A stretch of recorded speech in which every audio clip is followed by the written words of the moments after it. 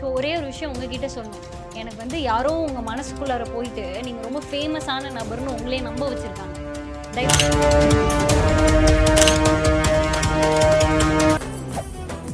மெரிபா பன்னீர் soda. I trust மெரிபா. இப்போ நான் வந்து உங்களுக்கு ஒரு சில வீடியோ காமிக்கிறேன். அதாவது பிக் பாஸ்ல இருந்து வெளியில வந்தாங்கல்ல எக்ஸ் கண்டஸ்டன்ட்ஸ், உங்க சீசனோட எக்ஸ் கண்டஸ்டன்ட் உங்களை பத்தி பேசின ஒரு சில விஷயங்கள். இதை பார்த்து நீங்க என்ன ரியாக்ஷன் கொடுக்குறீங்களோ அதை கொடுங்க. அவ்வளோதான் வாயாளகடம். திவாகரன் தகுதி தராதர இதெல்லாம் தேவையில்லாத பேச்சு.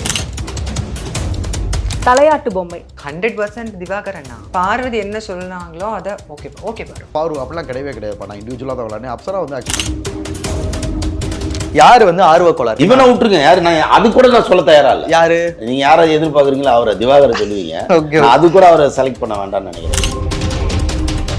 டிசர்விங்கான கண்டெஸ்டன்ஸ் எல்லாம் நான் ஃபர்ஸ்ட் வாட்டர்மேன் தான் சொல்லுவேன். வைசி இன்சைட் எல்லாரையும் மட்டன் தட்டி பேசுறது, எல்லாரையும் உங்களை அசிங்கமாக பேசுறது, இதை பண்ணிக்கிட்டு என்னோட ஸ்டாண்டு தான் கரெக்டு.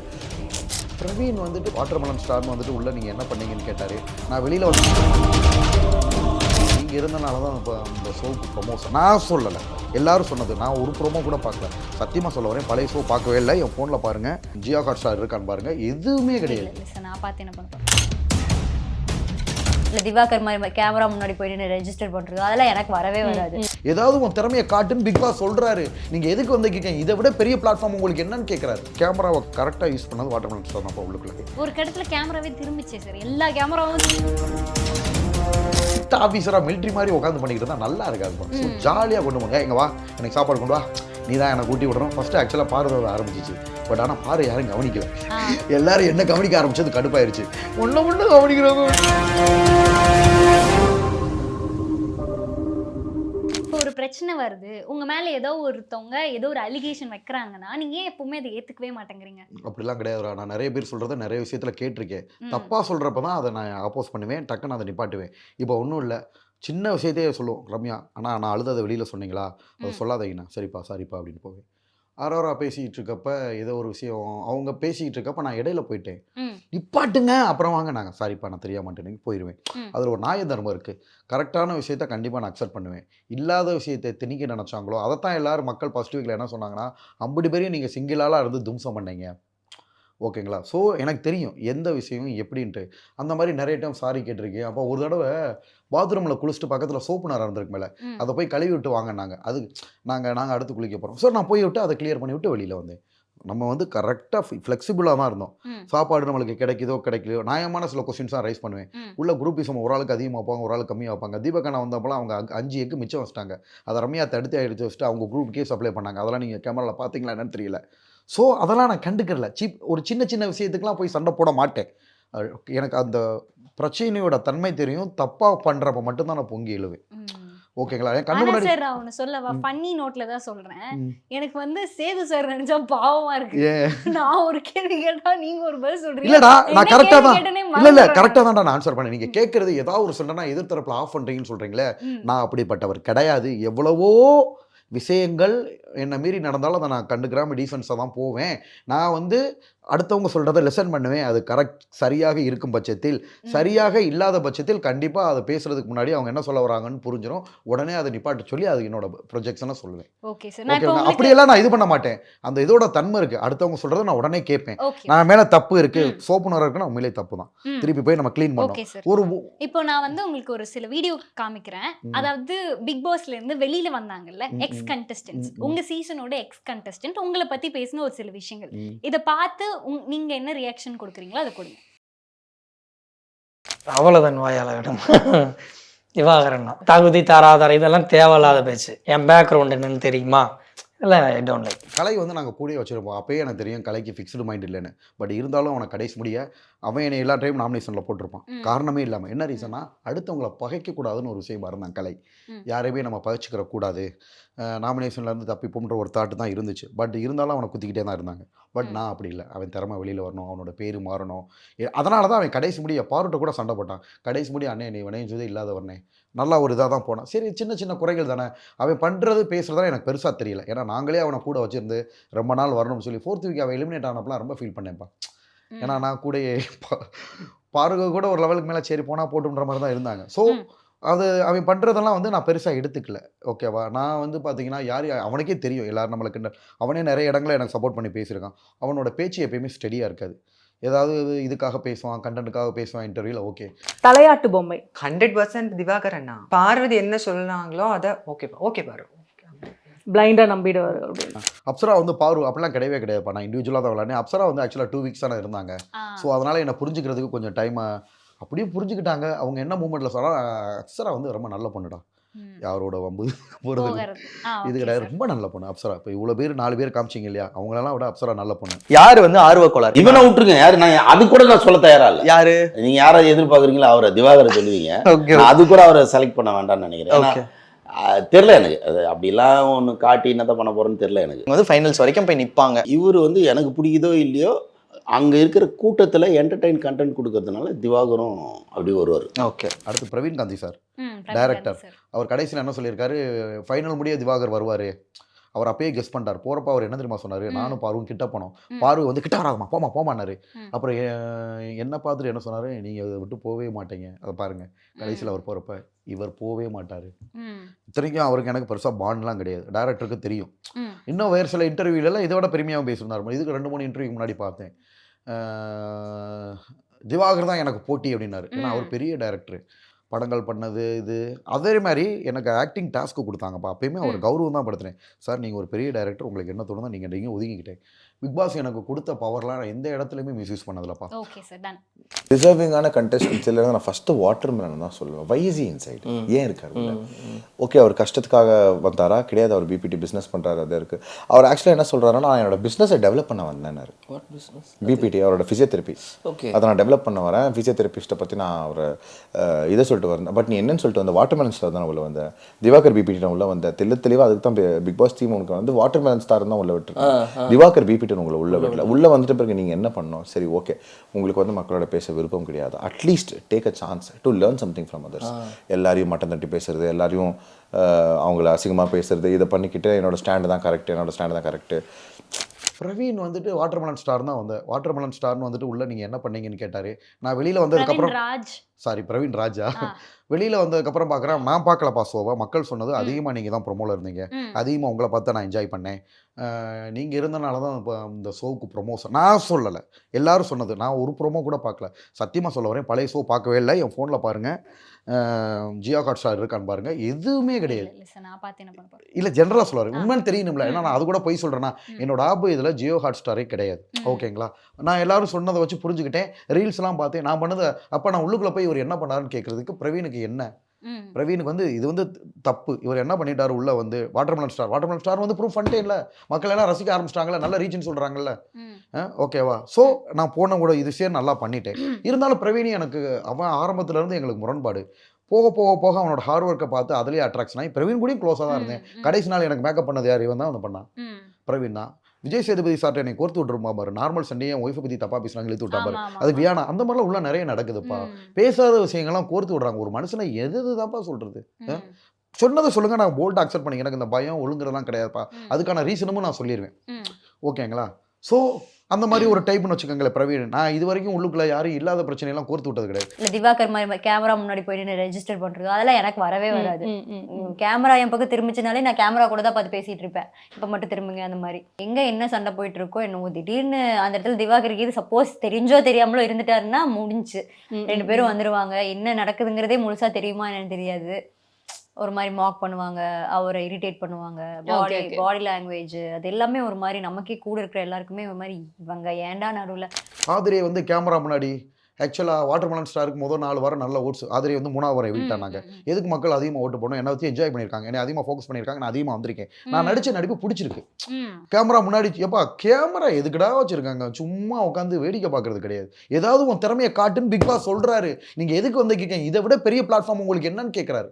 அப்போ என் திறமையை நடிச்சு காட்ட தானே நான் வந்திருக்கேன்.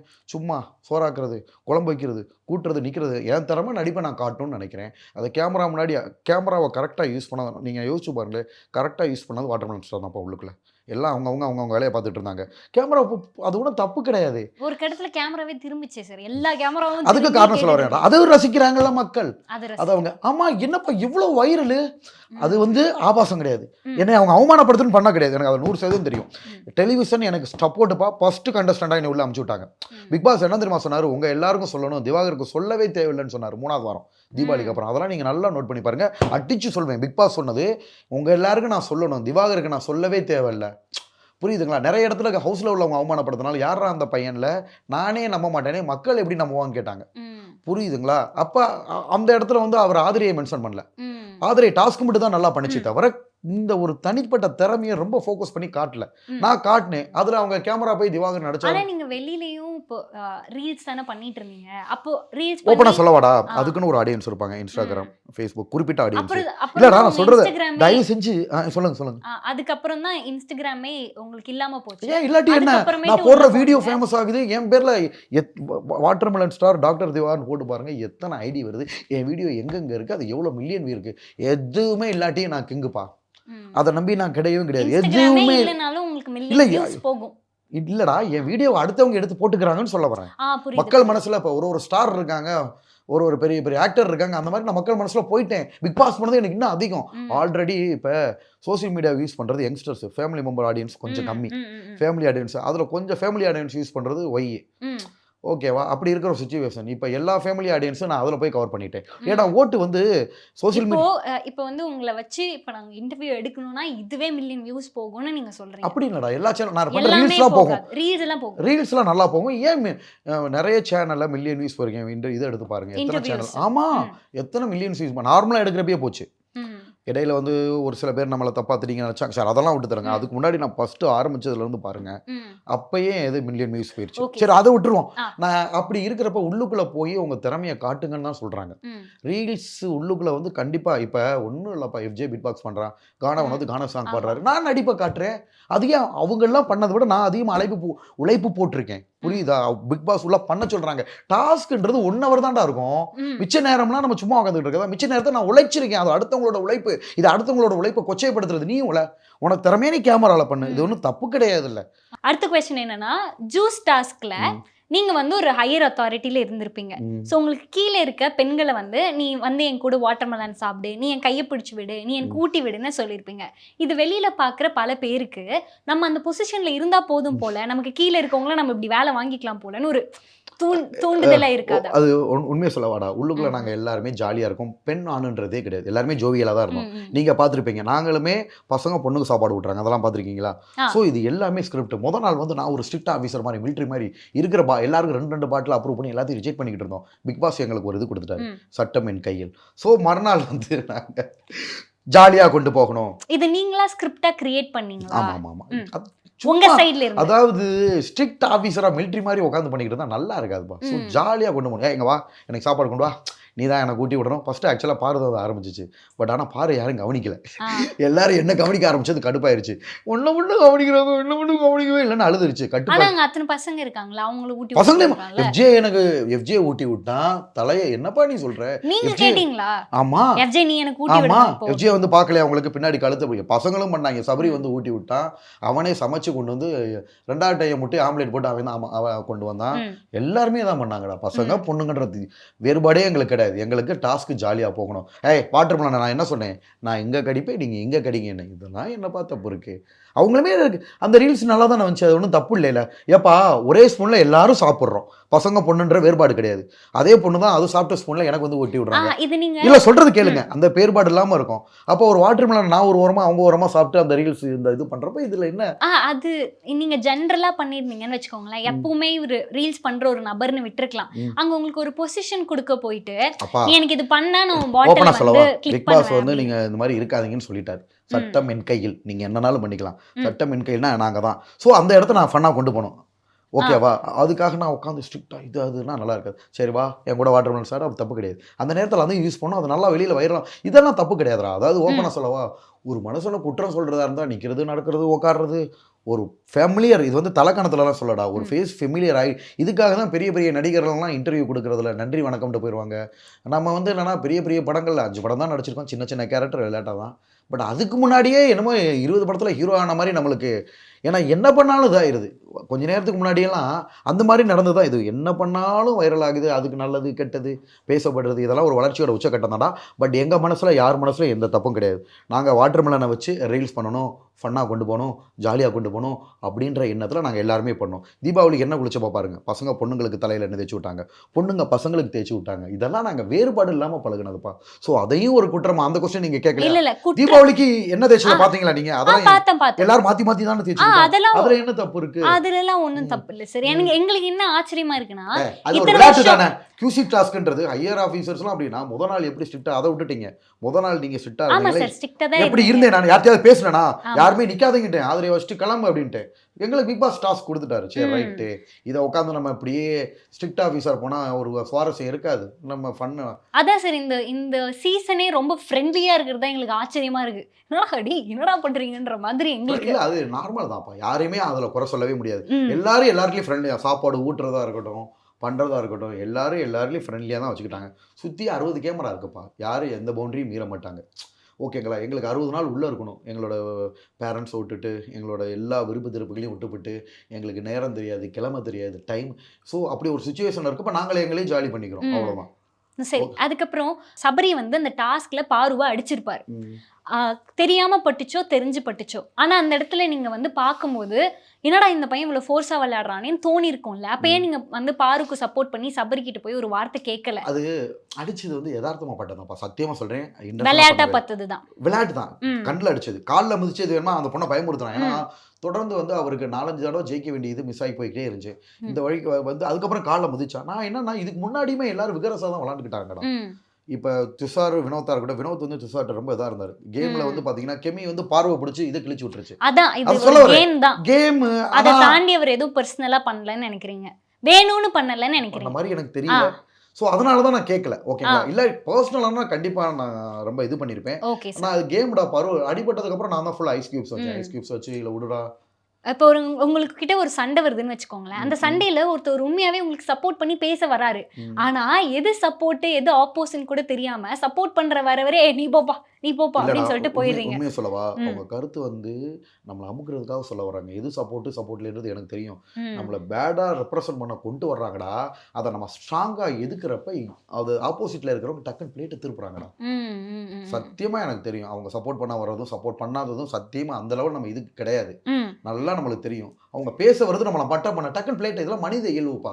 வெளியில இருந்து பார்க்குறவங்களுக்கு என்னமா அதாக இருக்கலாம். ஒரிஜினலாக சப்போர்ட் பண்ண சப்போர்ட்டர்ஸ் இப்போ பாரு எனக்கு சப்போர்ட் அழுகுது அப்படின்னா எனக்கு தெரியும் எது ஒரிஜினல் அழுக. காணவனத்தில் தானே இது பொய் அப்படின்றது தெரியும். புரியுதுங்களா? நம்மளுக்காக உண்மையிலே கவலைப்படுறது. கமருதீன் வந்து வெளியில் படுறப்ப கொஞ்சம் கவலைப்பட்டான். என்னதான் சண்டை போட்டாலும் 3rd வீக் 4th வீக்கில் ஒன்றுலாம் அப்சர்வ் பண்ணுறாரு. அன்னை வந்து இதே கிடையாது, இவர் இல்லாட்டி சோவே இல்லை, ஜெயிலில் உட்காந்து. அப்போ நீங்கள் வெளில வரும்போது பாரு கஷ்டப்படல? கஷ்டப்பட்டாங்கன்றேன், அது ஒரிஜினல் இல்ல. அதெல்லாம் ஒரிஜினல் அழுகுப்பா, அதெல்லாம் சத்தியமா இல்ல ஃபேக்னு நான் சொல்லல. அதையும் ஃபேக்ன்றானுங்க. விமர்சனங்கள் சொல்றதுக்கு 1000 தான் இருக்கலாம். பட் கானா வினோத் வந்து எதுக்கு எடுத்தாலும் அழுவா அப்படி. பட் நான் வெளியில வரதுக்கு அவர் ஒரிஜினலா அழுதாரான்றது எனக்கே சந்தேகமா இருக்கு. ஏன் இந்த சந்தேகம் எப்ப பார்த்தாலும் கானா வினோத்னால உங்ககிட்ட இருந்துகிட்டே இருக்கு? இல்லடா, எல்லாமே வந்து நீங்க வெளியில நினைக்கிறவங்க உள்ள மெய்யழகன் காமெல்லாம் கிடையாது. அவர் எதிர்த்தரப்புல இருந்து எல்லாத்துக்கும் ஒரு லிமிட் இருக்கு. நம்மள வந்து ஒருத்தவங்க உருவை கேலி பண்ணி இது பண்ணி அப்படி வரணும்ன்ற எண்ணம் எனக்கு கொஞ்சம் கூட கிடையாது. ஜாலியா அதை நல்ல வழியில பயன்படுத்துவோம். அதாவதுப்பா, ஒரு நாளைக்கு மூட்டை தூக்கி 500 ரூபா சம்பாதிக்கிறது எங்க இருக்கு? ஒரு நாளைக்கு இப்போ ஒரு கொள்ளையடிச்சு 5000 ரூபா சம்பாதிக்கிறது எங்க இருக்கு? அந்த 500 ரூபா சம்பாதிக்கிறது தான் கெத்து. அது மாதிரி அவர் என்ன பண்றாரு, அடுத்தவங்களோட தன்னம்பிக்கையா. பட் என்ன யாரும் உடைக்க முடியாதுப்பா. என்னால் வந்து தன்னம்பிக்கை உடைக்க முடியாது, போர்ட்னஸ் அமுக்க முடியாது. அதெல்லாம் மீறி எடுத்து 1,00,000 பேர் முன்னாடி இருந்தாலும் என்னோட தான் நம்ம, அது வேற விஷயம். பட் என்ன மாதிரி இருக்கிறவங்களுக்கு ஓகே. மற்றவங்கன்னா டிப்ரெஸ் ஆகி நொடிஞ்சு போயிருப்பாங்க, கண்டிப்பாக ஒடிஞ்சு போயிருப்பாங்க. அந்த மாதிரி தான் அவர் பண்ணார். எங்கே பாருங்க, நான் ஆரம்பத்தில் வார்த்தையை விடலப்பா. தீபாவளிக்கு என்ன தேய்ச்சி நான் நார்மலாக படுத்திருக்கேன். அப்போ அவர் என்ன வார்த்தை சொன்னார், அந்த வார்த்தையை நான் சொல்லி காட்ட வேணாம் நான் நினைக்கிறேன். அதுக்கு நான் திருப்பி வார்த்தை பேசினான்னு பாருங்க, கோவப்பட்டு அப்படியே தான் திருப்பி படுத்தேன். அதெல்லாம் ஏன் யாருக்கும் தெரியும். 6வது வாரம் தான் நான் வார்த்தையே விட்டேன். ஏன்னா அவர் சொல்லி கேட்கல, தலையிட்ட சொல்லிட்டேன் கேட்கல, விஜய் சேதுபதி சார்ட்ட சொல்லிட்டேன் கேட்கல. விஜய் சேதுபதி சாருமே அதை லைட்டாக சொல்கிறாங்களே தவிர ஃபோர்ஸ் பண்ணி யாராலையும் சொல்ல முடியல. யாரும் இப்போ இந்த விஷயம் கிடையாது, நிறைய விஷயங்கள் உள்ள நடக்குது. அதை ஃபோர்ஸ் பண்ணி சொன்னா உண்மையான உங்களோட விளையாட்டு வந்து பாதிப்பு பற்றும். அப்படி இல்லை, இதெல்லாம் சொல்லலாம். அவருக்கு பிடிக்கலன்னா சொன்னார். ஆனால் சாரு அவருக்கு பிடிக்கலன்னா விட்டுருங்க, நல்ல விதமா பண்றாரு தான் பண்ணுங்கன்னு அவர் சொல்லிட்டாரு. அவர் சொல்லி இவர் கேட்கலன்றப்ப எனக்கு வேற வழி தெரியலப்பா. முள்ளால எடு, சில்லறையை பொறுக்க சில்லறை அவர் பண்றாருன்றத நீங்க என்ன பண்றது, என்ன அரசியல் இது ஆக்குறாங்கல்ல. அதான் வேற ஏதாவது சொல்லலாமா வேணாமா? இல்ல சார், எனக்கு ஒரே ஒரு விஷயம் உங்ககிட்ட சொல்லணும். எனக்கு வந்து யாரோ உங்க மனசுக்குள்ளார போயிட்டு நீங்க ரொம்ப ஃபேமஸான நபர்னு உங்களே நம்ப வச்சிருக்காங்க. தயவு செய்து அந்த நம்பிக்கையில இருந்து வெளியில வாங்க. உங்களுக்கு வேணாங்கிறதுக்காக என்னால பேசாம இருக்க முடியாது. அது உங்களுக்கு போய் யாரோ வந்து ஃபேமஸ் ஆனவங்கள ஃபேமஸ் இல்லைன்னு சொல்ல வைக்கிறாங்க. ஸோ அதையும் நீங்கள் தாட்ட மாற்றிக்கங்க. நான் மாத்திக்கிறேன். ஃபேமஸ் ஆனவங்கள ஃபேமஸ் கிடையாதுன்னு சொல்லிட்டு அந்த தடி ஆனால் உண்மை நான் உள்ளுக்குள்ளே போய் ஏதாவது ஒரு பிஆர் டீம் என்னை பற்றி பார்த்துருக்கீங்களா? That's all for the video. Bye bye. Meriba Paneer Soda. I trust Meriba.